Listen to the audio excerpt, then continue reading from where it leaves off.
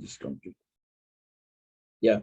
Donc, basically, ça fait que la façon de gérer les taxes devient différente selon qu'il y a un seul owner ou bien plusieurs owners. Si tu es le seul owner, tu vas dans le Schedule C, même si c'est un LLC. Même si, j'ai dit Maxwell et County Manor. Si Maxwell Manor, Maxwell Tower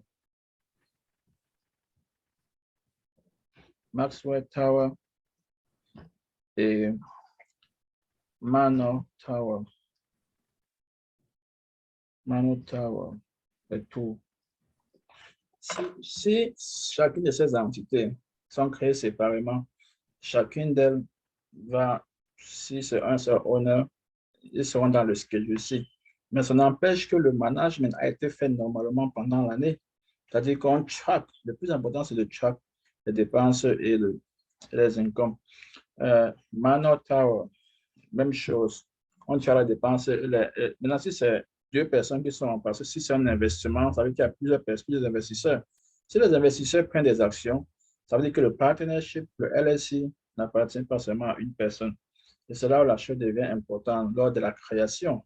Parce que lors de la création du holding company, même si c'est une seule compagnie, même si c'est un seul business déjà, une seule structure qu'on a, ça devient important parce qu'à ce niveau-là, non seulement il faut créer ce qu'on appelle Article of Incorporation qui permet pour la naissance de la société et un nombre, mais la chose la plus importante, c'est le Operating Agreement. Le Operating Agreement définit déjà les apports de chacun dans la compagnie. On comprend un peu. Définir le ownership de chacun des membres, en fait, et les droits, les responsabilités de chacun. La façon dont il va falloir partager les profits à la fin, ou bien les profits ou les pertes. Donc, cela se situe dans le Operating Agreement. Même quand c'est une seule personne, il faut toujours Operating Agreement. Certaines banques, pour pouvoir ouvrir les comptes et business, on demande le Operating Agreement. Le Operating Agreement, c'est un peu comme le bylaw. Dans une réunion, il y a le bylaw de une association. Non? Dans une compagnie, il y a ce qu'on appelle l'operating agreement. C'est ça qui vous définit qui a le pouvoir de faire quoi. Tu vois un peu. C'est-à-dire que le pouvoir, ton pouvoir peut se limiter seulement au fait qu'on partage les profits, tu attends tes dividendes. Ton pouvoir peut aller au niveau même de pouvoir décaisser, signer les chèques. Ton pouvoir peut être au niveau de autoriser les paiements. Ton pouvoir peut être déjà, en fait, de tout ce qu'il y a à faire. S'il y a les signatures, combien de personnes sont habilitées à signer avant qu'un chèque soit déposé ou décaissé. Tout ça se situe dans le operating agreement. Ça, c'est surtout quand il y a plusieurs personnes, quand il y a des investisseurs involved. Également, même s'il n'y a pas des investisseurs, même s'ils ne sont pas les actionnaires, une seule personne, quand les investisseurs investissent, il faut pouvoir calculer, savoir si c'est les obligations qu'ils nous offrent. Ça va pouvoir calculer les obligations. C'est ce qu'on appelle un plan obligataire. Donc, quelqu'un investit un montant, il sait seulement qu'il reçoit tel montant en échange chaque fin du mois pendant telle période. Et à la fin de cette période-là, on lui remet encore son capital. Donc, lorsque les investisseurs investissent, il y a en général deux types d'investissements. Il y a l'investissement direct où les gens prennent des parts de l'entreprise. Il y a les investissements qui sont plus ou moins comme des prêts. On appelle ça les emprunts obligataires en français. Ce qui permet que je te donne peut-être 10 000 $. Tu me remets les 10 000 $ après 2 ans. Mais seulement, il y a un montant mensuel que tu me donnes. Donc, c'est ce que tu me donnes là qui est constitué comme un peu comme l'intérêt, quoi. Mais c'est calculé et on consulte les experts pour pouvoir savoir combien est-ce que ça va être quand on soit en train de perdre. En fait, on fait ce qu'on appelle, par exemple, la valeur acquise. 10 000 maintenant, dans 3 ans, ça va être combien? Ça devrait donner environ 14 500 de 10 000 qu'on investit maintenant. De l'investir 10 000 maintenant, il doit pouvoir avoir 14 500 après 1 an et demi. On voit comment est-ce qu'on divise les 4 500 au-dessus de 10 000 ans pendant les 14, pendant les 24 mois. Dans chaque mois, il a une partie. Donc, voilà une formule qu'on fait, quoi. Yeah. Donc, ou encore, que dans les 10 000, et puis à la fin d'année, à la fin de 14, à la fin de tout le mois, à la fin des 2 ans, on le remet à 14 500. Mais rares sont ce type d'investissement. Parce que même quand la banque te prête, achète ta voiture, ce n'est pas comme si tu attends jusqu'à 7 ans avant de le payer. Tu commences à le payer chaque mois. Mais seulement, tu ne payes pas le capital et le principal. Quand une banque te prête de l'argent, même pour acheter la maison, bien pour acheter la voiture, quand après, c'est pas 3 mois, le premier jour, tu commences à faire le premier paiement. Le paiement que tu fais, c'est une partie du capital, une partie de l'intérêt. C'est ça, non? Ouais. Alors que dans les intérêts obligataires, quand tu donnes dépôt de l'argent, tu remets le même argent à terme. Mais seulement du moment où tu donnes l'argent, peut-être après, ça peut être 1 mois ou 2 mois, il y a un montant que tu commences à donner jusqu'à ce que la période, c'est cool, quoi. Donc, c'est un peu quelqu'un qui dit, OK, tu as besoin de 20 000 $, tu donnes 20 000 $, tu le mets dans 5 ans. Et que sur les 20 000 $ sont en train de travailler.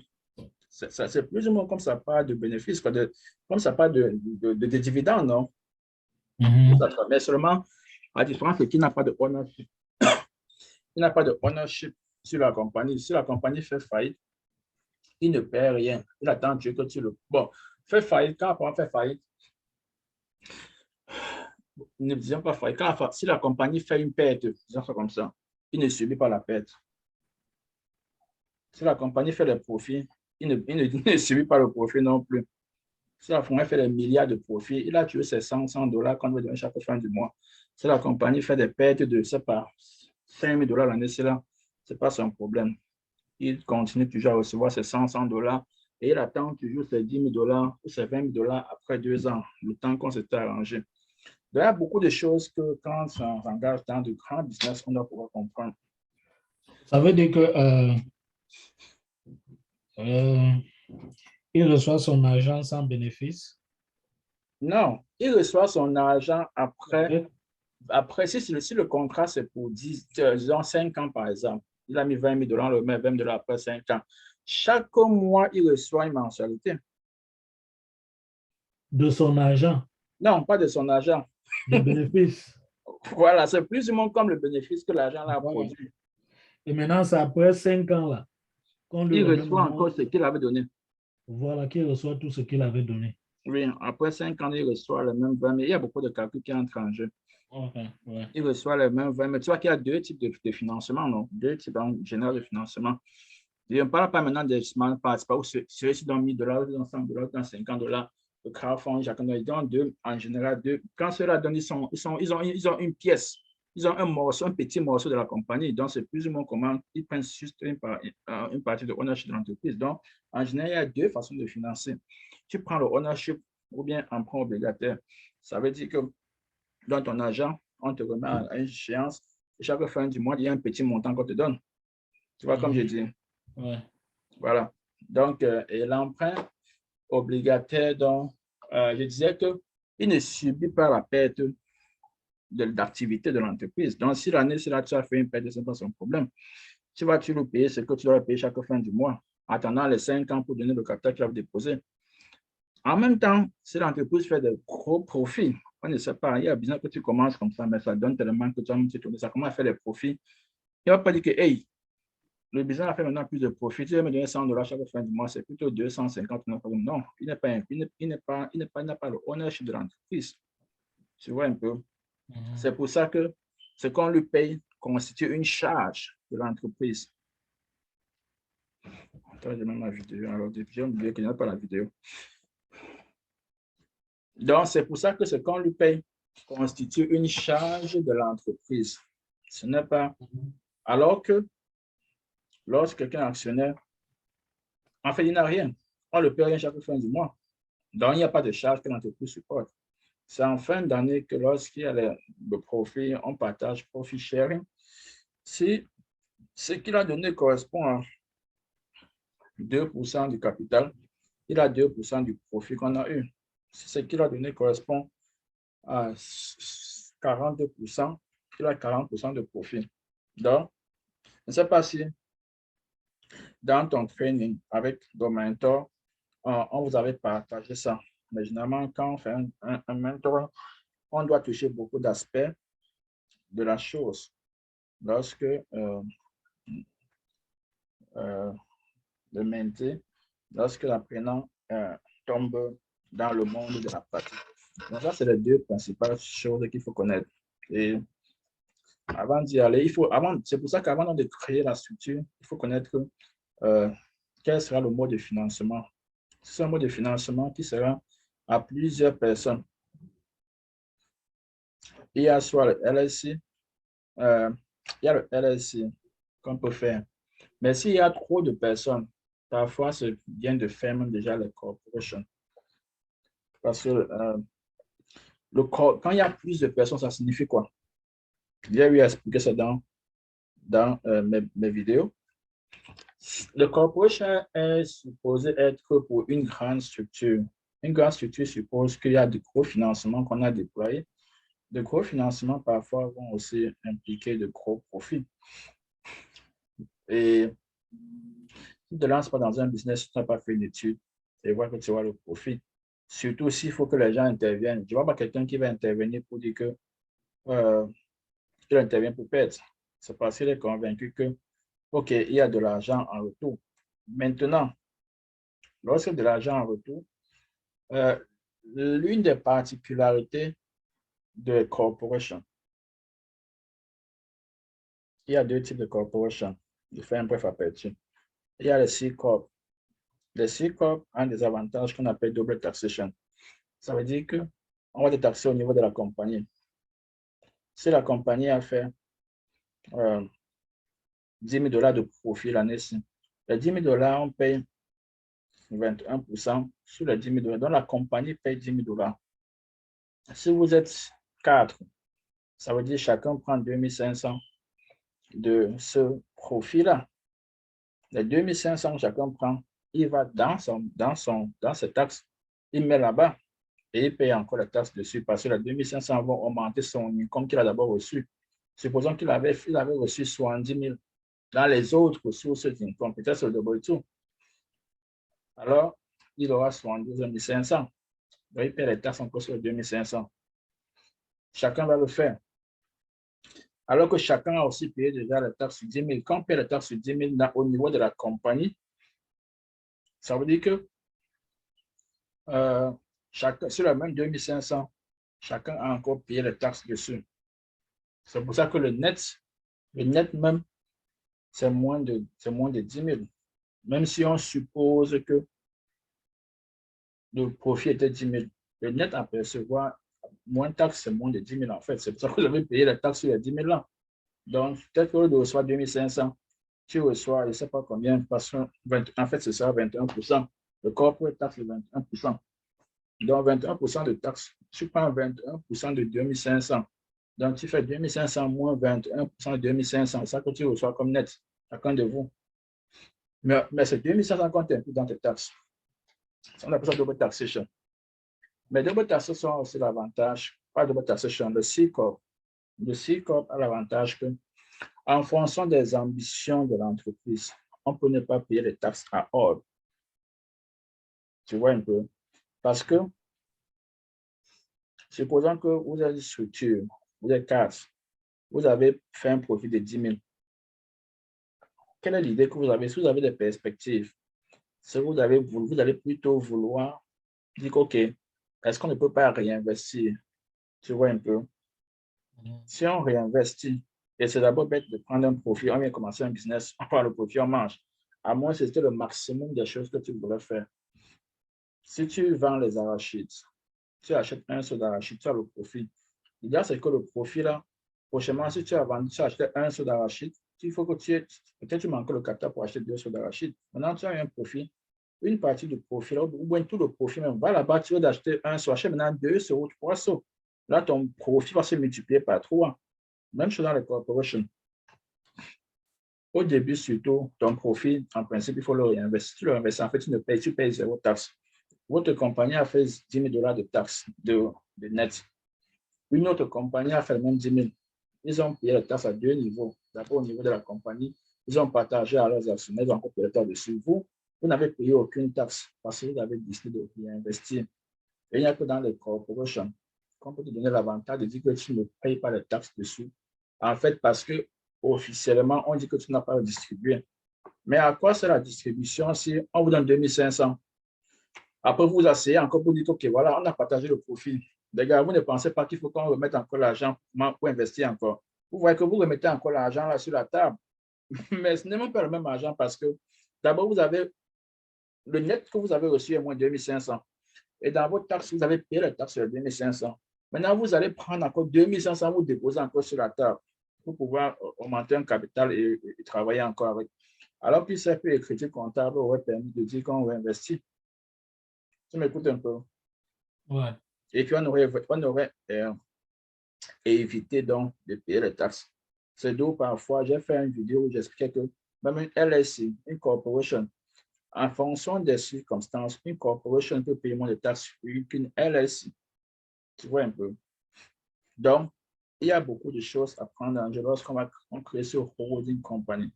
Si tu es le seul dans le holding company, même si tu es le seul, tu as une corporation. Tu peux toujours dire que tu veux y investir. Tu vois, comme je dis, Ouais. même si tu es le seul dans ton corporation, tu peux toujours dire que tu veux réinvestir. Ça veut donc dire que tu n'es pas en train de payer les taxes sur le profit que tu as fait. Maintenant, il y a deux choses. Il y a deux types de corporations. Il y a C-Corp où tu payes en gros les taxes deux fois, mais il peut arriver des moments où tu ne payes pas les taxes en fait. Parce que c'est ce que beaucoup de compagnies ont fait.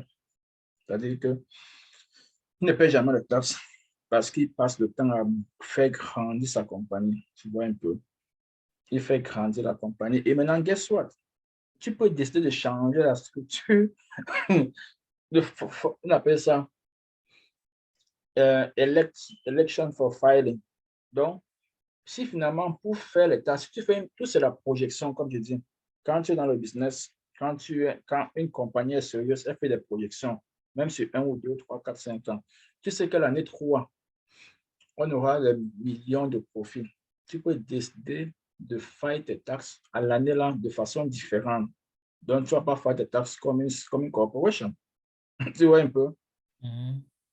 Donc, à ce niveau-là, tu sais déjà que, même à partir de maintenant, quand tu vois la vue de la cour, tu peux savoir que, oh, j'aurai tel nombre de profits. Wow. Si je vais payer les taxes deux fois sur le corporation là, wow, deux niveaux, c'est que je perds. Quand je dis toi, je parle de vous, les actionnaires. Donc, votre comptable va vous dire comment on fait pour pouvoir faire qu'on ne parvient pas à faire les taxes comme une corporation. On n'a pas changé la structure. La structure d'une corporation. Mais on ne va pas vous traiter au niveau des taxes comme c'est une corporation. Et ça ne se fait pas le jour qu'on a fait les taxes. Again, that's a planning. You plan that in advance. Il y a des choses qu'il faut faire, quoi. Tu vois, comme je dis, non. Mhm. Après, il y a ce qu'on appelle election. Ce sont les filings, un peu comme on fait les taxes. On fait une election pour ne pas être taxé sur quoi. Same thing. Si tu es sur une LSC et puis tu vois qu'à terme, ce serait mieux d'être traité comme une corporation, tu peux aussi demander que tu électes pour être fait comme une corporation. Donc, maintenant, il y a deux types de corps. Il y a les SC Corp, il y a les S Corp. Le S Corp, c'est nettement comme, c'est un peu un hybrid du corporation parce que ça a les requirements du corporation. En termes d'actionnaires qu'il faut, nombre de personnes, les requirements sur maintaining your financial records. Quand tu es une corporation, l'une des requirements, c'est de maintenir ton financial report. Ça veut dire que à tout moment, c'est une obligation, en fait, sur RS. De toute façon, on peut te fine si tu n'as pas maintenu un book de tes activités. C'est vrai que beaucoup de personnes ne le font pas. C'est que RS n'est pas arrivé sur. Ils n'ont pas été tellement si importants qu'on arrive sur, ou bien il y a pas un cas de fraude qu'on dit que, OK, quand on fait l'audit, si même on se rend compte que tu n'as même pas de bookkeeping recording system, record keeping system. Le S-Corp, c'est un peu comme un LLC. Le LLC, c'est quoi? Le LLC, il y a ce qu'on appelle, quand c'est LLC, vous faites vos taxes. Le LLC a une certaine double taxation que certains ne savent pas. Si tu es seul, que tu as un LLC, tu payes ce qu'on appelle self-employment taxes. Ça veut dire que quoi? Et si tu regardes tes taxes maintenant, le LLC, c'est en fait comme ça. Quand tu es seul dans un LLC, tu es comme un self-employer. Si tu regardes tes taxes, tu vas voir qu'il y a une partie qu'on appelle self-employment tax. On n'a rien à voir avec les taxes non que tu payes. J'avais fait une vidéo aussi où je montrais les différents niveaux de taxes. Tu payes quand tu es Uber. Tu es Uber, tu as fait, quand je dis Uber, c'est une entité normale. Si tu es une compagnie, mais qui est LLC, ton profit ne sera pas différent du profit de Uber. Le profit de Uber, je veux dire, le gros que Uber, que tu as fait sur Uber, moins les différentes dépenses qu'on a pleines. Donne un net. Ce net-là équivaut au, au net income lorsqu'on fait le profit and loss d'une compagnie. Tu vois un peu, non? Ouais. Ce net équivaut au profit and loss d'une compagnie qui maintient son bookkeeping. Ils vont faire son profit and loss. Profit and loss, c'est plus ou moins de faire toutes les entrées, moins toutes les dépenses. En tant que Uber, c'est la même chose. Tu fais toutes les entrées, moins toutes les dépenses. Maintenant, que se passe-t-il? Maintenant que tu as compris qu'une compagnie, ce qui est là, c'est la même chose que pour Uber, surtout si tu es seul. Parce que, again, une LLC, quand c'est deux personnes, ça devient différent. Mais c'est la même chose. Je vais te dire comment c'est la même chose, mais je prends d'abord c'est une seule personne. Au niveau du Uber, qui est une façon simplifiée de comprendre, tu as fait 40 000. On a déduit la dépense de 30 000. Donc, ton net, c'est 10 000. OK. Supposons qu'il n'y a pas d'autres sources d'income pour simplifier les choses. Ça veut dire que les 10 000 là, on t'envoie ça, ça donne la base pour calculer tes taxes, non? On fait comment on fait pour pouvoir calculer tes taxes 10 000. Mais après, à un niveau, il y a un niveau, on te met encore ce qu'on appelle self-employment tax. On prend encore les mêmes 10 000 et on te calcule un self-employment tax dessus. Et c'est là où je dis souvent que quoi? Que c'est mieux, n'est-ce pas, de transférer son profit en termes de salaire. Tu m'as souvent eu pu comprendre dire ça, non? Supposons que le profit, ton net Uber, c'est 50 000. Net, c'est 50 000.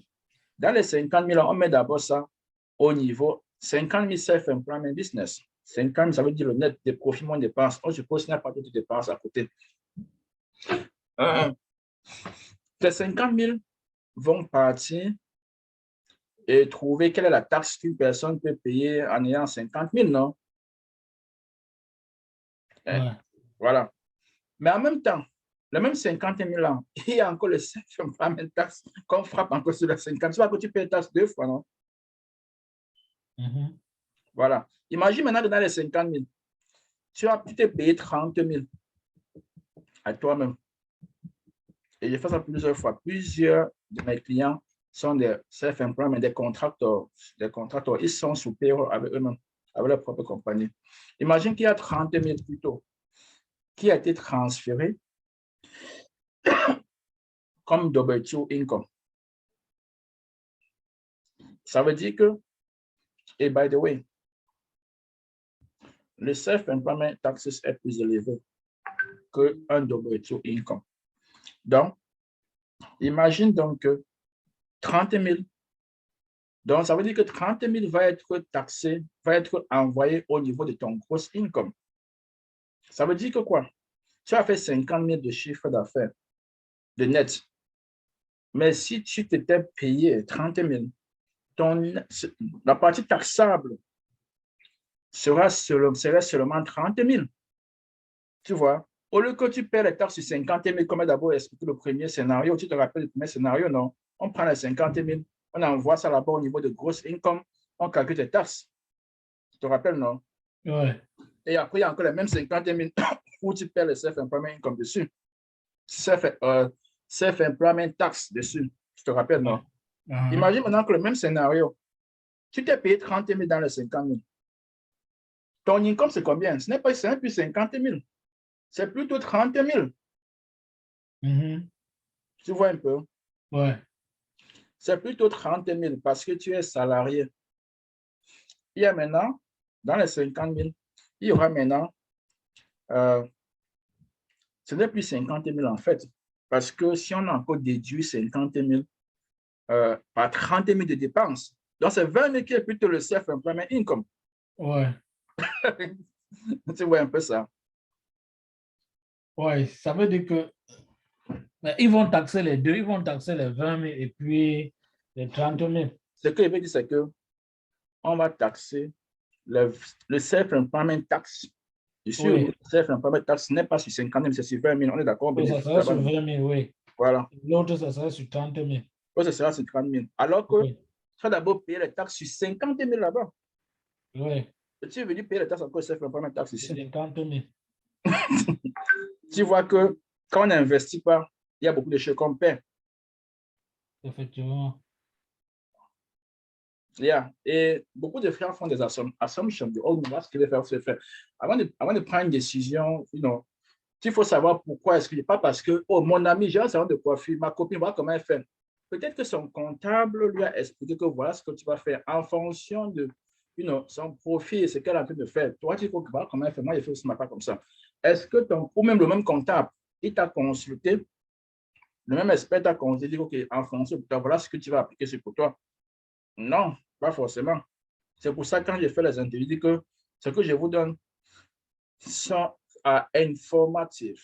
Je vous donne tout ce que vous devez savoir. Quand je fais le training, je dis souvent ça. Pour me protéger, pour que quelqu'un ne dise pas que voilà ce que j'ai appris, ça va donner. Maintenant, c'est ton cas spécifique. Qu'est-ce que tu dois dire? Comment ça se passe? Mais en général, voilà comment est-ce qu'on peut bénéficier, quoi. Tu vois un peu comme je dis, non? Mhm. Il y a beaucoup de Uber qui vont créer une entité qui, en fait, collecte leur Uber, le paiement de leur Uber. Et maintenant, c'est l'entité-là qui les paye eux-mêmes. Surtout Mhm. quand tu fais beaucoup d'argent, il y a des gens qui font Uber 100 000, 110 000, 115 000. Ouais. C'est l'entité-là, parce qu'à la fin, ce sera difficile de dire que tu as fait 115 000 et que tu as dépensé le tout de 115 000. Ou bien que tu as dépensé 110 000, que seulement 5 000. Bon, tu as vécu avec quoi, finalement? Puis sinon, tu n'as pas d'autre source de salaire. Si tu as fait Uber 150 000, 120 000, tu étais vraiment un full-time travailleur. Tu vas déduire tous les dépenses. Dans les dépenses, tu déduis, il n'y a pas une dépense qui est ton paiement toi-même. Bon, tu as fait réparer la voiture, tu as fait ceci pour 110 000. Donc, tu as vécu pendant un an avec 5 000. C'est possible. Donc, tu vois que ton net sera bien élevé pour que tu puisses dire que tu as vécu avec le net là. Parce que c'est le net là qui est plus ou moins ton paiement, ton salaire. Mhm.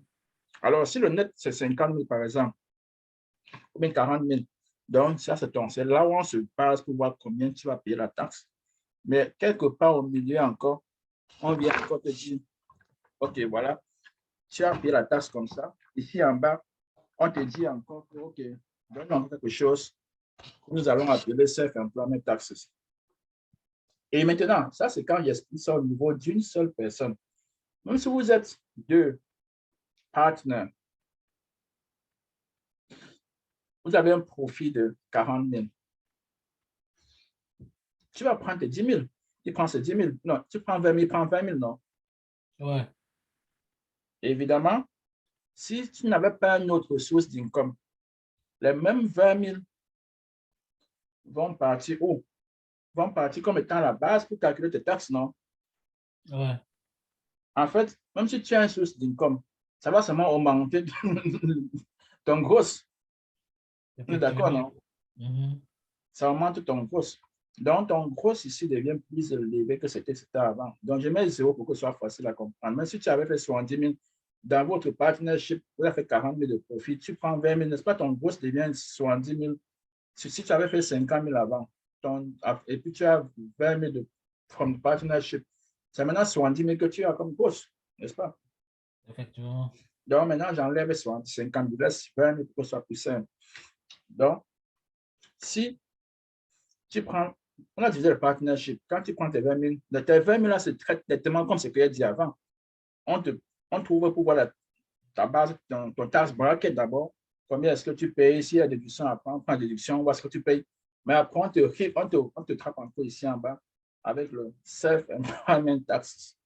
Mhm. Tu vois un peu? Ouais. Et l'autre partenaire fait pareil. Tu comprends un peu? Bien, L'autre effectivement. partenaire fait pareil. Imagine maintenant qu'il y a une entité qui peut faire pareil, mais dont tu ne payes pas le self-employment taxes. Ça, c'est le S-Corp. Mhm. Tu vois un peu la différence. Ouais. Avec le S-Corp, vous allez partager tout ça. Mais en fait, vous n'allez pas pouvoir payer le self-employment taxes. C'est vrai qu'il y a beaucoup d'autres choses qui peuvent entrer en, en compte, mais en gros, c'est que ça t'évite de faire le self-employment taxes. Ça veut dire quoi? Ça veut dire que mais tu ne peux pas le faire en étant self-employed. En tant que Uber, tu ne peux pas dire que, OK, tu vas être traité comme S-Corp.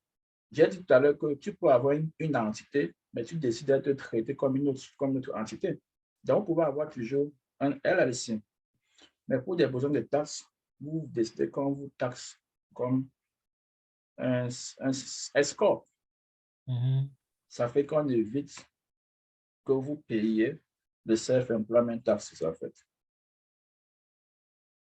Ok. Tu vois, comme je dis, Mhm. Je on comprends. évite que vous puissiez payer le self-employment taxes à ce niveau-là.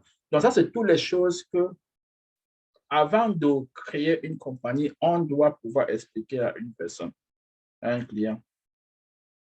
Tu ne peux pas dire que, OK, je veux ouvrir telle compagnie, je veux que ce soit le C-Corp ou S-Corp ou ceci, sans connaître quelle peut être la différence, quelle est l'implication de l'un dans l'autre.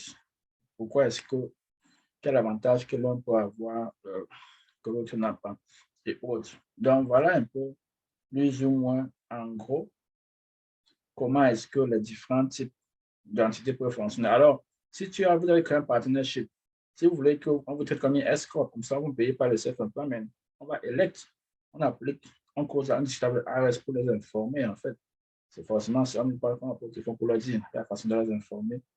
Pour qu'au niveau des taxes, on ne puisse, vous ne puissiez être traité comme si vous étiez une escroc, alors que vous êtes une LSI. Yeah. Donc, c'est un peu ça. Mais si tu es self-employed, je ne crois pas que c'est possible que quelqu'un qui est juste self-employed n'a même jamais. Parce qu'il y a quelque chose. Self-employed, c'est. Bon, self-employed devient différent d'un sole proprietor. Sole proprietor veut dire que tu as incorporé ton business. Self-employed veut juste dire que, en fait, tu travailles ton propre compte. Tu vois un peu? Mhm. Un contracteur, c'est un self-employed parce qu'il prend le contrat, il travaille. Même, même le Uber, Uber, tu es contracteur avec la compagnie Uber. Tu fais un truc, on te paye la différence, tu fais un pourcentage que tu as, et ça, c'est un contracteur. Mhm. Mais si tu es maintenant, ça veut dire que quand tu fais des taxes, forcément, tu as le schedule C. Forcément, tu payes le self-employment taxes. Mais si le même contracteur, il pas enregistrer sa structure en tant que sole proprietor, il est Mhm. juste contracteur, mais il a une compagnie enregistrée. Compagnie Mhm. enregistrée comme sole proprietor. Ok. Et sole proprietor means quoi? C'est juste le fait que on peut demander qu'envoie les papiers de l'entreprise, tu apportes. Tu vois, si vous ouvrez un compte bancaire, on demande les papiers de l'entreprise, tu apportes. Pour ouvrir, par exemple, un business account, on va demander Mhm. les papiers de l'ouverture du compte, les papiers du business, non? Comment tu ouvres un business Ouais. account si tu n'es pas enregistré? Donc, tu Mhm. peux ouvrir un business account. Tu es en fait un contracteur, un self-employed, mais qui est reconnu sur le plan du state et sur le plan du fédéral. Mhm. Je ne suis pas très, je ne sais pas si on peut également euh, à demander d'être traité comme une corporation. Je ne pense pas que ce soit possible. Ce n'est jamais arrivé. Généralement, il y a eu un cas où un chef opérateur demande qu'il faut qu'on le fasse. Parce qu'il a fait beaucoup d'argent, il ne veut pas payer le self-employment taxes, il dit qu'il ne veut pas être fait comme un self-employed, parce qu'il va payer beaucoup de self-employment. Il n'a que self-employment income. On paye toujours plus de taxes sur le self-employment income qu'on ne peut payer sur le W2 income. Donc, je ne sais pas, je ne veux pas dire que ça n'existe pas ou bien que c'est, mais je ne suis pas sûr. Je ne suis juste pas sûr. Parce qu'en fait, ce n'est pas une entité, c'est juste toi seul. L'une des implications du self-employed, qui est la même pour le sole proprietor, c'est que tu n'es pas différent, en fait, de ton business. Tu vois un peu, non? Ouais. tu n'es pas différent. Que tu es enregistré ou pas, tu n'es pas différent. Ton business. Ça veut dire que, comme il dit, tu peux avoir une structure, hein, même un restaurant, même un hôpital, mais tu t'enregistres comme sole proprietor. Tu vois un peu? Ouais. Donc, ce n'est pas parce que le business est petit qu'on est sole proprietor. Non. Une compagnie avec les employés peut être sole proprietor. Donc, sole proprietor, c'est la forme que tu choisis quand tu enregistres. Là, je prends la forme la plus simple que tout le monde pense. On est ce qu'on est sole proprietor parce qu'on est seul dans ce qu'on travaille. Mais sole proprietor, en général, ça veut juste dire que en tant que propriétaire, le profit de l'entreprise n'est pas différent de ton propre argent. Qu'est-ce que ça veut dire? Tu vois un peu. Si tu as un restaurant, tu emploies les gens, les serveuses, les cuisiniers. À la fin, l'entreprise doit de l'argent, ton restaurant doit de l'argent à quelqu'un. Si on ne parvient pas à voir comment occuper, on peut partir dans ton saving pour se servir. Je parle des créanciers. Ouais. Tu vois un peu. On parlait de se servir. Tu vois que c'est un business, c'est un restaurant, non? Ouais. Maintenant, si le restaurant est mal géré ou quoi que ce soit, et puis s'il n'y a pas de profit, les créanciers, quelqu'un t'a donné l'argent, tu ne peux pas payer, ou bien tu as payé les crédits cartes, tu n'as pas pu payer, pour le restaurant, tu n'as pas pu payer, et quand on va venir vers toi pour saisir tes biens, on peut saisir tout ce que tu as comme bien. Tu es une compagnie, mais on peut saisir tes biens. C'est la même chose que quand tu es self-employed. C'est-à-dire que quand tu es Uber là, si tu dois quelqu'un, même si tu es Uber, d'abord que beaucoup de vous n'avez pas de compte de business account. Donc, ton compte que tu seras sur le compte de Uber, ça monte ton compte bancaire. Donc, on va se servir là-bas. Mais même une compagnie, même si elle a ouvert un business account, parce qu'en fait, quand tu électes, tu t'enregistres sur le plan série et sur le plan fédéral. C'est pour pouvoir, par exemple, ouvrir un business account. Imagine que tu as un restaurant, tu veux créer des partenariats avec d'autres, peut-être gros restaurants, bien, je ne sais pas trop quoi. Ça dépend de ce que tu as. N'importe quelle structure, ça peut être que tu veux faire des contrats. Ou même que tu veux commencer à traiter. Tu n'as pas envie que tu donnes ton compte bancaire, on va sur ton nom sur ça, on veut que le compte bancaire soit nom de ton business. Donc, avec l'article of incorporation de ton business, tu peux ouvrir le compte bancaire. Business account. Ouais. Mais ça, c'est juste pour sembler que tu es un professionnel, que tu es une entreprise. Bien, ça peut être n'importe quelle entreprise que tu veux faire, mais tu es seul propriétaire, donc tu es le seul responsable, seul propriétaire, et tu n'es pas différent de toi-même. Ton business n'est pas différent de toi-même. Même si tu ouvres un business account, si on veut se servir, tu dois l'argent, on n'a pas d'entreprise, ça ne passe pas bien, ton business account n'a pas d'argent, on va se servir sur ton personal account à cause de la forme de ta structure. Tu comprends un peu? Ouais. Donc, tu as donc compris tous les contours de ce qui se passe ici. Et on a fait 50 minutes sur ça. C'est ce que je voulais d'abord commencer. Chaque fois que je prends un nouveau client et qu'il faut pouvoir commencer par la création d'entreprise, j'aime toujours le faire. Et après, donc, cela, il s'agit de comprendre les enjeux, la prospection du business. J'ai par exemple un client où on a fait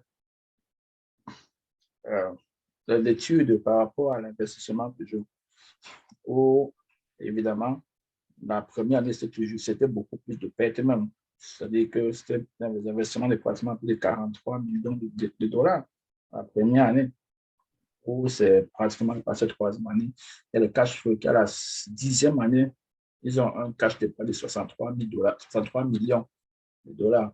Donc, tout dépend de la prospective et du plan qu'on a, quoi. Chaque fois qu'on fait un plan d'affaires, qu'importe le business, le plan d'affaires toujours peut indiquer, parce que ça fait une étude de savoir que si on investit ce montant à l'année 1 et à l'année 0, ça veut dire qu'on a ça au début, on investit ça après un an, on a peut-être 2 dollars seulement de profit, ou bien on n'a pas de profit, on a une perte.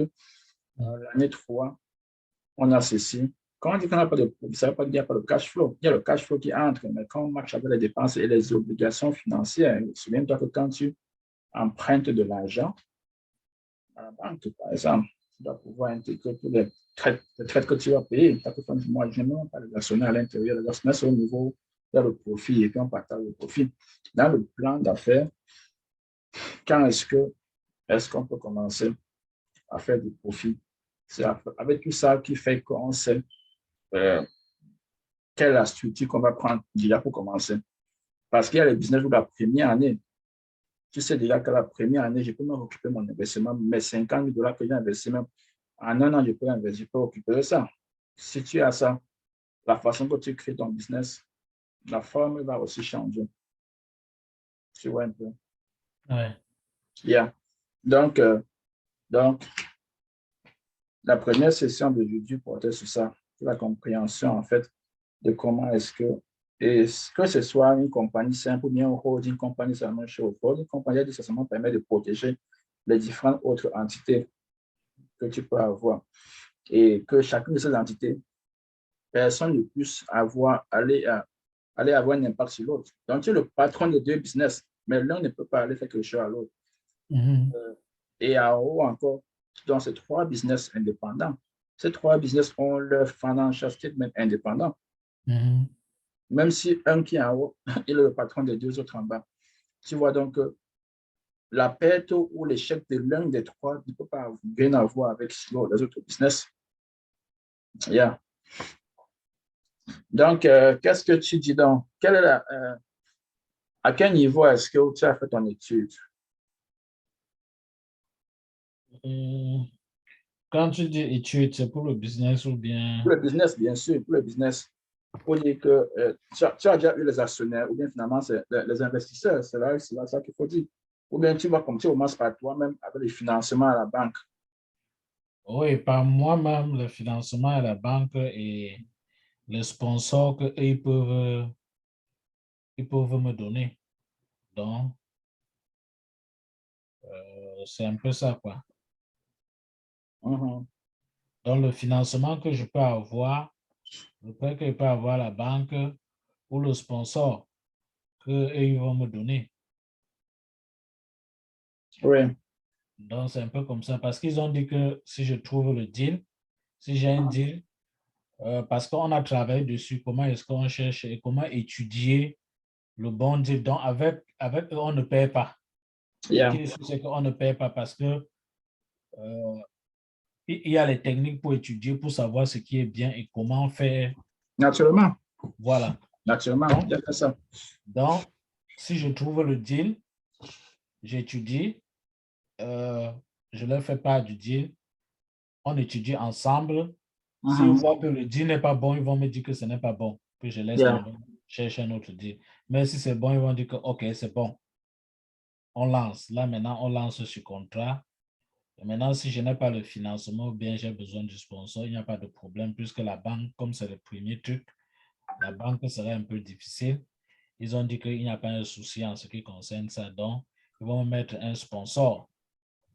Soit le sponsor va prendre tout l'engagement et puis moi, je vais bénéficier de l'acquisition, les frais d'acquisition et puis les pourcentages, comme tu as expliqué ici tout à l'heure, là, pendant peut-être 5 ans, donc un truc comme ça.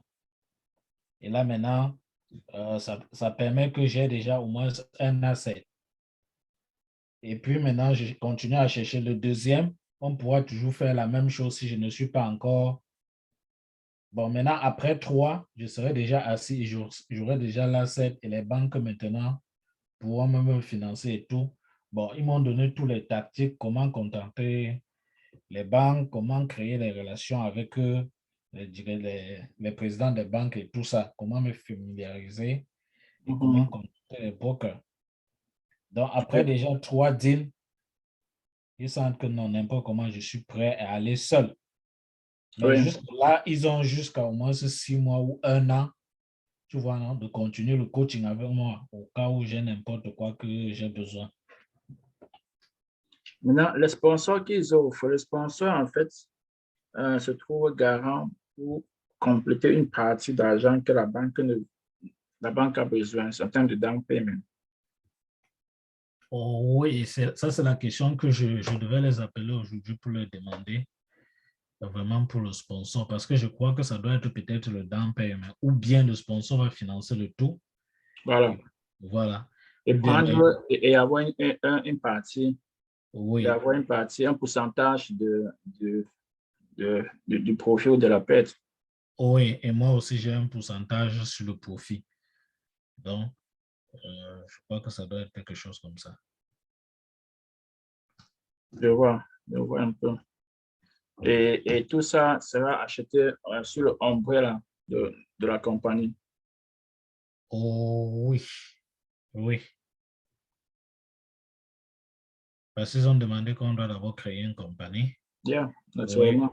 Et ils ont dit, bon, on ne doit rien faire à notre nom parce que même si la compagnie qu'on crée et qu'il arrive que demain on n'a pas d'argent et qu'on veut saisir, on peut changer le nom de la compagnie, on met encore sur un autre nom. Ça fait qu'eux, ils vont chercher, ils ne pourront jamais saisir. C'est ça que je dis, c'est ça le plus important Oui, de pouvoir oui, ne pas être seul propriétaire. oui, Pouvoir être que ce soit LSI, qui est le plus simple d'abord, LSI ou bien S-Corp ou bien C-Corp. Yeah. Il faut choisir une entité qui permet de limiter le liability. Quelque chose peut arriver. Et c'est là où l'intérêt, tu vois, de pouvoir créer les structures. Et pour créer ça, de pouvoir créer les structures, surtout pour chaque groupe d'investissement. Quand je dis groupe, ça veut dire que si tu veux prendre, il y a parlé de Maxwell Tower, par exemple, qui a 150 appartements. Oui, l'autre là, je suggérais que l'autre là soit une entité. Tu vois un mhm, peu. Ce que tu vas créer, effectivement, ce sera pour prendre le premier deal. Le ouais, deuxième deal, je vais suggérer que tu puisses prendre sur notre nom toujours. oui, Tu vois un peu. ouais, Notre nom toujours. Le troisième des personnes est un nom. Et après, quand tu as plusieurs, tu vas créer un autre nom qui sera le holding en haut là, tu vas commencer à commencer. Tu vas commencer avec un, oui, après tu ouvres l'autre, après tu crées l'autre. Parce que si c'est sous une même compagnie, le premier deal que tu as fait, ce que tu as fait, si ça capote, ils sont capables de partir sur le deuxième deal que tu as fait. effectivement. Je vois un peu. Ils peuvent partir sur le deuxième deal que tu as fait. Vous dites OK, il n'y a pas au niveau pas au niveau du personne, au niveau du business. Parce que tout ça, c'est sur un seul business. Le deuxième, c'est quand les gens savent déjà comment ça fonctionne, OK, ils savent déjà comment il n'y a pas de ils savent comment ils font. Ils peuvent mettre plusieurs things, on ne va pas créer 150, 50 entités. Ils savent déjà comment, c'est pas tu apprends. Après, quand tu sais déjà que c'est bon, OK, tu as un business sur une compagnie, tu peux prendre un deuxième business sur le nom de la même compagnie, ainsi de suite, ainsi de suite. Et, et quand tu prends un business, si tu as déjà un asset, comme tu as dit, c'est ton asset. Même si tu as envie de créer un nouveau business, tu vois, Ouais, c'est un peu comme si Amazon veut acheter peut-être une compagnie d'aéroport. Quand il va pour acheter ou bien trouver le financement, il dit que moi, c'est Amazon. Voici d'abord, c'est la compagnie que j'ai d'abord. Tu vois un ouais, peu. Donc, Amazon, mhm, là, c'est un asset pour lui. Pour qu'une banque effectivement, le finance, pour qu'il achète un avion. effectivement. Même si l'avion, là, c'est sous le nom d'une autre compagnie. Yeah. Donc, je vais partager les éléments que j'aurais besoin. Je partage mon écran pour te dire les éléments que j'ai besoin pour voir dans le registre de la compagnie, incorporer la compagnie. Donc, tu as vu qu'on va choisir que quel? On peut prendre le LSI. Uh-huh. Attends, tu vois un peu, non? Parce que c'est pas comme si tu dit que le LSI a l'inconvénient qu'il y a une double taxation qui ne dit pas son nom. On appelle ça self-employment taxes. Mais c'est pas comme si tu vas faire beaucoup de profit la première année, la deuxième année. Tu vois un peu. Ok, ça dépend, hein. Parce que tel qu'il paraît, ils disent que il faut qu'on cherche que Bon, c'est ça que je disais on alors. cherche que 100 100 portes. units, Yeah, 100 units. Deal. 100 C'est units. pas les trucs de trois machines, tout que c'est à partir de là qu'on fait l'argent. Donc, OK. 100 le units. minimum qu'on peut trouver, c'est 50. Le minimum qu'on peut faire, c'est OK. 50. Minimum 50 units, c'est ça, hein? Mhm. OK. Maintenant, c'est ça que j'ai dit. Quand tu prends les 100 units ou 50 units, quand tu as fait une étude, je dis parce que j'ai eu à faire ça, justement, qu'il ne faut pas divulguer ces informations Mhm. personnelles des clients. Quand tu fais ça, la première année, ça peut rapporter combien? Quel est l'investissement qu'on fait la première année? Si on a pris 100 units, 150 unités et que, parce que dire qu'on fait le profit, il faut savoir quel peut être le profit. Tu vois, si c'est 150 unités, je prends 50 unités. Les unités de peut-être de 2 bedrooms et que les 2 bedrooms là sont à 1500. Ça veut donc dire que 1500, si on suppose que le taux de le vacancy, c'est 100%, c'est 0%, ce qui n'est pas le cas. Si on prend un taux de vacancy de 5%, par exemple, ça veut donc dire que 2 bedrooms fois 1500 fois 2%, non, fois 98%, parce qu'on a enlevé le taux de 95%, on enlève le taux de vacancy de 5%. Donc, on trouve un montant, on multiplie par 12, n'est-ce pas? On a le gros. Dans le gros, là, si on enlève toutes les différentes charges qu'il faut pouvoir, que vous devez pouvoir avoir, étudiant vous apprend quelles sont les différentes charges, d'autres qui seront fixes, d'autres qui seront variables. Quand on a les différentes charges, on a un net en bas. Le net là peut être, par exemple, combien? Tu vois, un peu comme je dis. Et dans le net, il y a beaucoup de choses. Il y a les charges financières qui prennent en compte. Ça veut dire que l'argent que on t'a prêté, le mortgage que tu payes, c'est une charge financière. Oui. Donc, quand on prend tout ça en compte, tu peux être dans combien? Tu peux être plus ou moins un profit qui est élevé ou bien un profit simple. Bref, on peut tester. Tu peux faire un LLC. Comme c'est la forme la plus simple, on peut faire un LLC. Comme j'ai dit, on peut toujours changer la forme. Si la première année, parce que forcément, ce qui est nouveau, avec le temps, tu fais plus de management, plus de marketing, et puis ça flotte. Et puis les maisons, généralement, le prix augmente seulement, le prix des maisons augmente seulement, le prix de rente augmente seulement en général. Donc, si on voit la lutte de la première, et puis on peut changer. Mais si c'est que ça va faire beaucoup de profit, on peut faire le S-Corp directement. On peut faire le S-Corp, mais il va suggérer le LLC. Parce que encore, tu es en train de commencer. Et les requirements, parce que 100 units, 50 units, ça c'est beaucoup d'argent, tu vois. C'est beaucoup d'argent. C'est beaucoup d'argent, c'est les millions. Quand c'est les millions, il y a les requirements sur le plan administratif, financier, comptable qu'il faut respecter. Effectivement. Tu vois un peu, non? Il y a ça qu'il va falloir respecter. Et quand on dit, ça veut dire que il y a les entités où, quand tu ne respectes pas, les fines sont, par exemple, plus solides que les entités, que certaines entités, quoi. Effectivement, c'est pourquoi ils ont demandé que je dois avoir au moins 3 avocats. Voilà.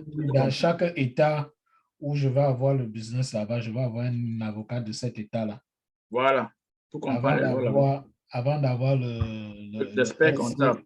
oui, le SC avocat, avant d'avoir un expert comptable et avoir maintenant un avocat de protection des biens que j'ai. Parce que lui, oui, donc, nous avons tout donné, hein, mais maintenant, il faut travailler. Bon, on peut commencer avec le LLC, comme tu dis là. Oui, on peut commencer avec le LLC. Oui. On peut commencer avec le LLC. Parce que la première année, le minimum, c'est d'avoir 300. 300 portes. Bon, ils ont dit que même c'est n'importe combien il y en a parce que ils veulent seulement aider parce qu'ils ont aidé les élèves et non seulement ceux qui vont sponsoriser, c'est ceux qu'ils ont aussi aidés. Oui. Les sponsors sont en fait les gens qui sont passés par là. Voilà. Oui. Donc, et le sponsoriat, en principe, c'est plus ou moins un investisseur aussi qui dit pas ça. Voilà, c'est un investisseur parce que lui, il investit son argent. Et au moment, il dit qu'au moment où on signe là, au moment où tu signes le contrat, vous faites le closing, on calcule l'acquisition fee et tout ça, on te donne. C'est ça qui va te permettre de dérouler, quoi. Oui. Voir quoi save. Donc, voilà pourquoi eux, ils nous conseillent de commencer au moins à 100. Oui. 50, comme ça nous donne, le window pour pouvoir ne pas perdre beaucoup. Oui. Parce qu'également, le début, il y a beaucoup de charges. C'est pourquoi ils disent qu'ils vont nous suivre. Ils ont dit que déjà, pour la gestion, nous, on ne doit pas gérer. Donc, il faut qu'on cherche un management company. Oui, on va leur confier ça. Yeah. Ouais. Et puis maintenant, chaque lundi, on doit appeler pour qu'ils nous font le rapport, le bilan de tout ce qui s'est passé et nous, on prend note. Les entrées, les sorties et tout. OK.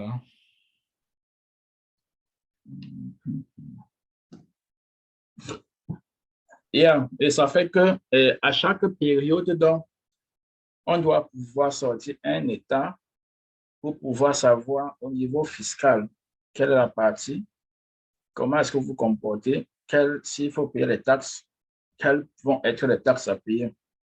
Effectivement. Yeah. S'il y a des salariés, quels sont le payroll, comment ça se fait, comment est-ce qu'il faut faire le payroll tax, quarterly, monthly, ça dépend de ce qu'il faut choisir. Yeah. Donc, c'est vraiment beaucoup involved. Ça, c'est beaucoup d'argent. Ouais, c'est beaucoup d'argent. Donc, ce sont les conseils. Yeah, c'est beaucoup d'argent. C'est beaucoup d'argent. Nous sommes, notre association est sur le plan comme ça de faire un investissement de 500 000 dollars cash pour pouvoir lancer des choses comme ça également. Yeah. Donc, on est en train de lever des fonds entre nous-mêmes pour pouvoir, avec 500 000, ça maintenant, la subsidier 500 000 par 50. Chaque portion peut être un capital, un down payment pour pouvoir obtenir le financement. Si vous ne voulez pas utiliser les 500 000 ou 300 000 vous-même, ou les mêmes 500 000 pour prendre un grand immeuble, chaque portion peut être utilisée comme étant ce que la banque a besoin pour vous financer. Yeah. Donc, c'est ça. Donc, le name, c'est quoi? Quel est le nom que tu as? Tu vois mon écran? Oui, je vois ton écran. Ce qu'on va faire, c'est quoi? Je t'envoie ça, ce lien, tu vois ça, ton nom. Je t'envoie ça par email. Il faut remplir. Tu connais notre système. Quand tu remplis, on peut voir. Je vais t'envoyer ça par email. Tu vas cliquer, mettre les noms là-bas. Et demain, on va s'en servir donc pour créer la naissance du business et créer donc le operating agreement et créer, appliquer pour ton EIN number. OK? Donc, si cette nuit, tu envoies ça, tu vas voir ici là que le capital. Chaque fois qu'il y a un capital initial, hein, le capital initial, forcément, ce n'est pas que il faut que tu aies 150 000 ou 50 000. Le capital initial peut être n'importe combien, que ce soit 5 000 ou n'importe combien. Le capital initial n'est pas que il faut que tu apportes l'argent, que tu vas voir l'argent qu'on a mis là. Non. Tu peux créer une entreprise qui a un capital de 10 000 pour faire des business de millions de dollars. Parce qu'effectivement, il a pu obtenir des financements extérieurs ou même que le owner lui-même a pu investir dans son business.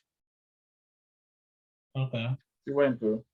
Même comme parfois, bon, ça c'est un niveau approfondi, on voit le owner, il investit dans son business. Au lieu qu'il mette, regarde un peu comment, on appelle ça creative accounting. Au lieu que je mette 50 000 dollars dans mon business, je mets 10 000. Tu vois un peu. Ouais. Je garde 40 000. Après, je dis que j'ai prêté 40 000 à mon business. Guess what? Quand tu prêtes l'argent à quelqu'un, quand tu rembourses avec quoi? Avec intérêt, non? Voilà. Ça veut donc dire qu'il y a donc l'intérêt de 40 000 qui va être considéré comme une charge dans son profit and loss. Tu vois, comme je dis. Ouais. Une charge veut dire que ça diminue le profit, non? Effectivement. Alors que s'il avait mis les 40 000 qu'il a prêté à l'entreprise dans son propre capital, il n'aurait pas eu les charges là. Effectivement. Tu vois, quand il donne le capital, c'est un montant symbole que tu peux mettre. Tu peux mettre 5 000, 10 000 ou n'importe combien. Mais si tu as déjà le capital, tu peux mettre. Parce qu'entre-temps, tu vas vraiment servir comme capital. Si tu n'as pas de capital, tu peux mettre 2 000, 3 000, n'importe quel montant que tu veux comme capital initial pour ton business. Tu comprends comme je dis. Yeah. Okay. On met en cash ou bien en crédit ou bien. Non. lorsqu'on fait l'operating agreement, il faut savoir quel est le capital. Le capital, c'est un chiffre que tu mets. Maintenant, quand tu ouvres le compte bancaire, tu peux déposer le capital dans le compte. Encore, c'est tu ton argent. Je comprends, je sais. Non, c'est pas forcément d'être en cash. Ça peut être par chèque ou par virement. Ouais. Quand tu ouvres un compte business, tu dis, je vais déposer $10,000 dans le compte XXX LSC, XYZ LSC. Tu écris un chèque personnel de Martial, tu donnes ça à la banque. La banque va déposer dans ce nouveau compte que tu as ouvert XYZ LLC là. Ça va donc transférer 10 000 de ton propre compte personnel pour le compte. Et c'est même bien parce qu'il y a les dépenses que tu vas faire. Tu vois? Ouais. Il faut que ces dépenses-là, déjà, soient les dépenses qui vont être constituées comme les dépenses du business, même si tu n'as pas encore fait un business. Donc, mon paiement que tu vas faire déjà, nos honoraires, ou bien le monthly payment, que ce soit dans ce compte-là que tu as fait, que tu ne parles pas dans compte personnel pour pas me payer, non. Tu vois un peu? Effectivement. C'est dans ce compte-là. C'est pour ça que tu peux avoir une estimation de combien est-ce qu'il va être involved, tout ça là. Tu mets l'argent à l'intérieur que tu peux, n'est-ce pas, commencer à utiliser chaque fois que tu as une activité qui relève du business. Operating Organization Cost. Organization Cost, lorsqu'on va faire le profit and loss, même quand tu n'as pas encore créé ton business, ce sont déjà les dépenses que tu engages. Et maintenant, quand tu vas officiellement ouvrir ton business, avant que tu ne puisses acheter la première structure que tu veux, tu continues d'engager les dépenses. Donc, quand on va faire le profit and loss, pour le quarter ou bien pour l'année, il y a ces dépenses-là qui vont organisation cost, qui vont pouvoir entrer dans ça. Yeah. Donc, j'ai prévu la séance pour 1 heure. On est à 1 heure passée. Donc, on va s'arrêter aujourd'hui. À moins que tu aies d'autres questions, tu vas donc t'envoyer ce lien, t'envoies ça par email quand on finit le Zoom. Et tu vas les remplir. Tu vois ici, partenaire, un bon partenaire, tu vas rien mettre. Tu vois un peu, non? Tu vas passer sur le seul partenaire. Partenaire 2, tu vas rien mettre. Bon, en mettant un partenaire, est-ce que c'est plus bénéfique? Tu es seul d'abord. C'est pas besoin de mettre le partenaire. Si tu es en train d'essayer des choses, le partenaire n'a pas une partage pour tes mêmes attentes, tes mêmes conditions pour l'instant. OK, yeah. C'est ouais un peu. Yeah. Ton partenaire, j'ai par exemple dit que nous sommes des clients, nous tous on partage les mêmes conditions. Donc, pour nous mettre là-bas 15 partenaires dans le business, nous tous, l'étude du marché que nous faisons, le business plan qu'on va faire, on partage à tout le monde. Si nous sommes 15 ou 20, nous tous sommes partenaires du business parce que nous savons ce qu'on fait. Mais toi, si tu es le seul à porter le projet, tu sais les études que tu as fait, l'investissement que tu as fait, tu es le seul à le faire. Donc, quelqu'un n'a pas fait ça. Donc, c'est impossible qu'il comprenne la même chose de la même façon que toi. Tu vois un peu, à moins si ton père, ton grand frère, ton petit frère, ta soeur dit, OK, d'accord, je donne 10 000 pour être partenaire aussi. Voilà, mais 10 000 quand ça va prendre, donc aussi ma part. Yeah. En dehors de ça, tu peux te mettre d'abord seul, quoi. OK. Tu es le seul à mettre sur ton projet. Bon, mais tu peux te mettre d'abord seul. Partnership, tout partenaire change seulement la façon dont les tâches seront faites. Comme je t'ai dit, quand c'est un partenaire, à la fin, tu es dans le schedule ici. Moi, je suis LSI. Si vous êtes deux partenaires, vous êtes dans le 1065. Ça, c'est le forme qu'il faut faire. Mais ce n'est qu'un 20 mots parce que ta portion de ce 1065, là, tu le prends toujours, tu le remets dans tes taxes, comme si c'était un schedule ici. Tu vois un peu, non? Ça vient augmenter ton gross income, en fait. Donc, business activity, business purpose, tu peux laisser ça. Finalement, on va t'aider. Mais le propos, c'est de faire quoi? Le but de ton commerce, c'est de faire quoi? Pouvoir acheter des maisons et vendre, pouvoir faire ceci. Bref, mets les informations ici. Entity structure, ça c'est là où on met LLC ici. Comme tu vas mettre LLC dans l'événement. L'adresse où on doit envoyer, si tu veux qu'on envoie une correspondance du business, ça va aller où? On va mettre quelle adresse de la maison? Yeah, l'adresse de ta maison. Attends, le state va sûrement t'envoyer un courrier ou bien si le fédéral va t'envoyer un courrier par rapport à ça. On va t'envoyer où? Dans les Tu mets l'adresse de ta maison d'abord. Mhm. Avec le temps, Je donc, demandais comme les gens les boîtes postales là. Donc, non, boîte postale, ce n'est pas indiqué. Ce qu'on fait parfois, c'est pour voir quand tu as déjà un management company qui est déjà établi, un management company qui ont des bureaux, tu peux faire que leur adresse, ils sont comme des register agents. Donc, tous les courriers vont là-bas chez eux parce qu'ils savent, ils sont payés chaque fin du mois pour manager le business et que les courriers du business viennent aussi là-bas. mhm. Tu peux faire ça. Ça fait que même si tu déménages, les courriers du business viennent toujours là-bas. Mais l'adresse du business elle-même, ça peut être ta maison. Euh, ça peut être c'est ta maison, ce n'est pas l'adresse là. Mais Oui. pour des raisons de communication, le registre agent peut être ailleurs. Ça veut dire une autre entité qui, euh, qui est fixe, quoi, qui a Ouais. le moyen plus sécurisé de recevoir les correspondances.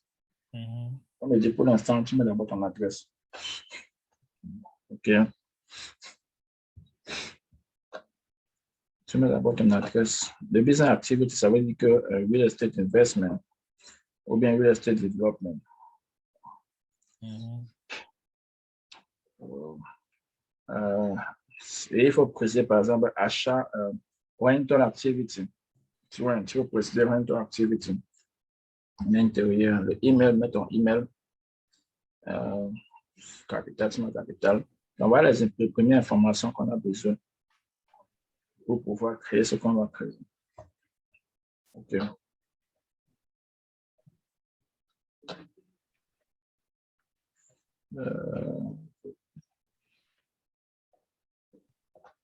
OK.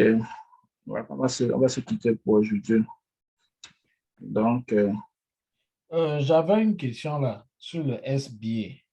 oui, J'ai voulu qu'ils m'augmentent encore là. Bon, j'ai cliqué sur augmenter là. increase. Oui, increase, mais le montant maximum était à 41. Oui. Bon, ils m'ont envoyé un document là de remplir. Et tu avais déjà reçu combien? Elle a reçu 40. Et ils disent que le montant maximum, c'est 41. Oui, 41 700. Et ils me demandent ils m'ont envoyé un document de remplir. Bon, je peux remplir qu'il faut qu'ils te demandent d'abord. Bien, il faut partager le document. Si tu as partagé le document avec nous, Euh, J'ouvre le document ici et je te. ouvre, tu ouvres, tu vas share, desktop sharing, tu vas share le tien.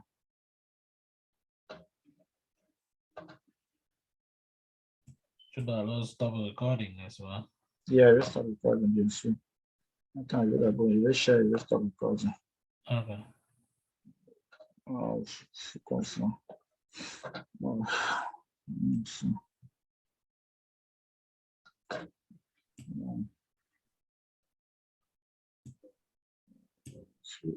Ici.